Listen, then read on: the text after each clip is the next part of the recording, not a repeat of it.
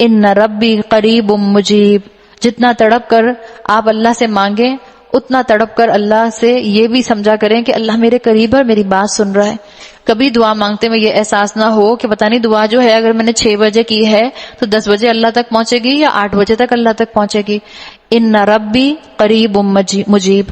آپ کو بتایا تھا کہ یہ اللہ تعالیٰ اپنے لیے جب استعمال کرتا ہے ربی یا متکلم فرسٹ پرسن تو اس کا مطلب کیا ہوتا ہے. یہاں پہ ان سے کہا گیا، رسول کے ذریعے کہلوایا گیا، ان ربی میرا رب قریب مجیب بہت قریب ہے اور مجیب جواب دینے والا ہے. تو آپ بھی اللہ سے مانگیں، دل کھول کر مانگیں، اللہ انشاءاللہ آپ کی تمام دعاؤں کو سنے گا، قبول کرے گا. رمضان دعاؤں کا مہینہ ہے، خاص اہتمام کریں. اور افطاری سے پہلے کا وقت بہت زیادہ قبولیت دعا کا وقت ہوتا ہے، اس وقت کو کبھی ضائع نہ کریں. چاہے آپ بیٹھی ہوئی ہوں ٹیبل پہ، چاہے آپ اپنے کمرے میں ہوں، چاہے آپ افطاری بنا رہی ہوں، آپ کی زبان جو ہے وہ اللہ سے دعا کر سکتی ہے.